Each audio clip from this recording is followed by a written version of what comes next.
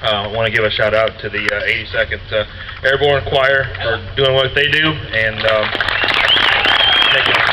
making some good music. And aside from that, being U.S. Army soldiers, it's an honor for me to drive the U.S. Army Chevrolet and to represent that Army strength, the strength of no other. And I'm really proud to represent them and try to get the car in victory lane each and every week. But just going back and listening to all the things, and thank you, Steve, too, because I forgot who I was there for giving all the rundown of all the things I've accomplished. But I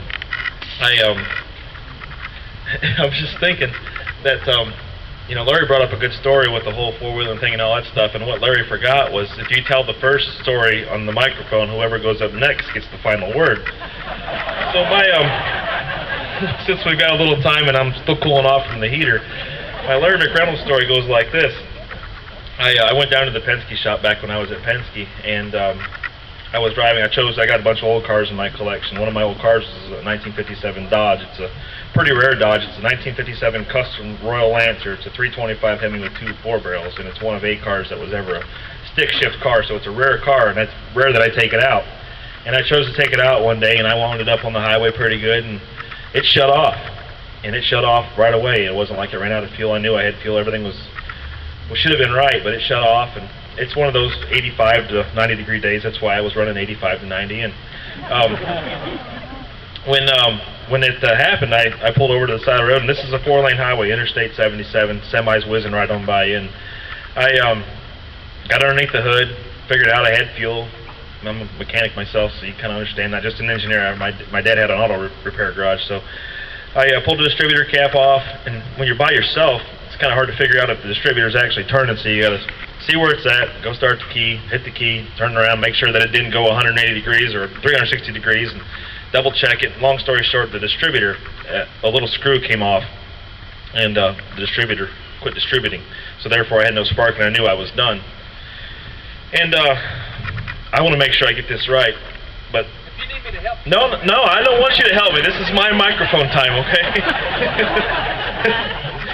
You and Daryl are close, and I know you'll take over just like he does.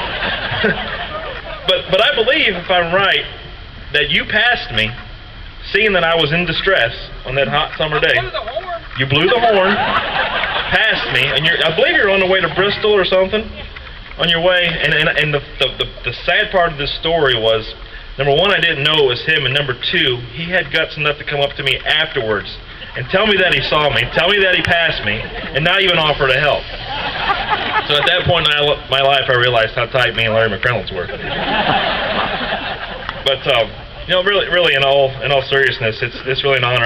I'm a big lover of NASCAR racing. I've always wanted to race stock cars, even back to the day when I was 5 years old racing with my slot car track with my dad. We raced stock cars because we could knock them off of each other and hit one guy off the racetrack and race door handle to door handle. That was the deal, and I know you had that similar feeling and that relationship with Davey Allison back in the day. So I have a big understanding and a big love of the history of the sport.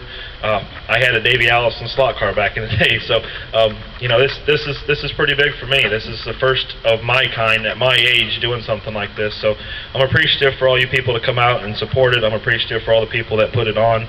My wife Christy for being here, because I didn't know we were going to have the heater. Otherwise we would have brought Brooklyn. But it's really an honor, and just proud to represent the sport, and also at the same time I want to say that I'm proud to be inducted with Speedy Thompson, a great of the sport.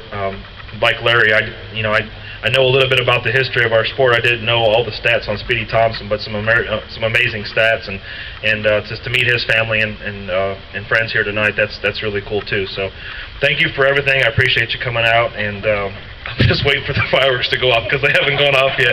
So thank you and have a good night.